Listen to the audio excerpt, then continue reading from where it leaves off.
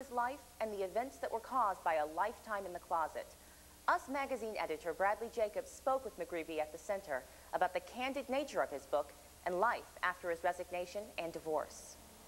At some point in every person's life, one has to look deeply into the mirror of one's soul and decide one's unique truth in the world, not as we may want to see it or hope to see it, but as it is. And so, my truth is that I am a gay American, and I am blessed to live in a country with the greatest tradition of civil liberties in the world, in a country that provides so much to its people. So basically, I'm going to ask questions of the governor. David's going to ask questions of the governor. I'm going to ask questions of David. I'm going to ask questions of David about the governor. It's going to be a little bit free form. There must have been a deal you made with yourself along the way where you kept, as you've written, kept your sexuality at 1,000 yards away. Talk a little bit about that. You know, I remember the time when I was in Boy Scout camp and I heard kids saying homo and fag and queer, and those were the nice things. And I knew I didn't want to own those. So as I got older and sort of looked around in college and law school, I never really explored the prospect of gay rights or accepting myself for who and what I was because of that cornerstone of fear. And everything that I observed in society, politically, socially, only verified that the fear was accurate, the fear was the right instinct upon which I should build a life.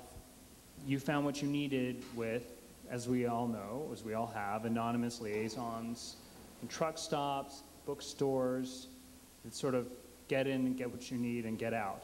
What are your memories of that time, that period? I think for me, this was what I thought I could have. This was all that I thought I was capable of having. And so what I did was I acted out in what for me was unhealthy ways, sort of to grasp glimmers of not love, but glimmers of identification. I accepted the notions of a society that judged us or my sexuality to be worth less than what straight society was worth. When your second wife, Dina, was in the hospital recovering from a very difficult C-section after having your second daughter, you invited Golan into your home and into your bed.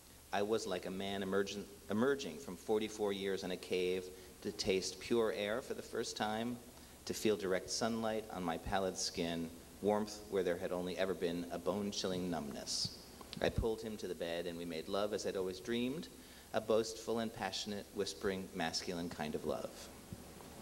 Jim had no trouble telling me this story. And I know it was one of the first times that I intervened in his narration of his life, and I said, and you'll remember this, I said, people are going to hate you for that.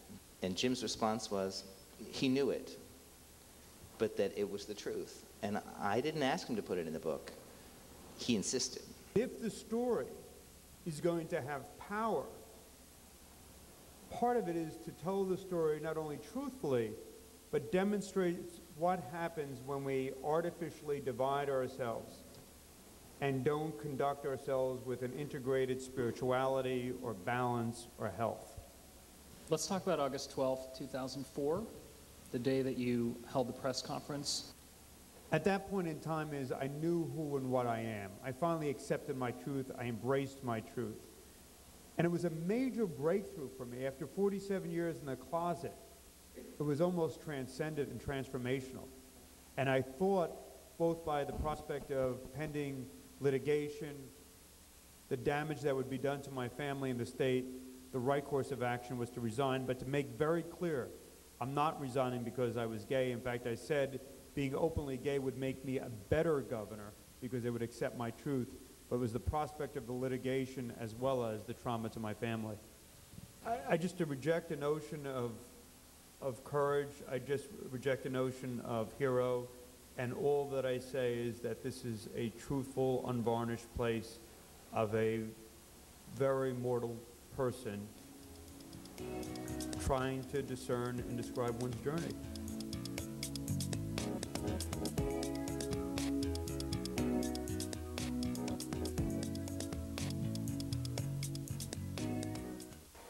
We're out of time.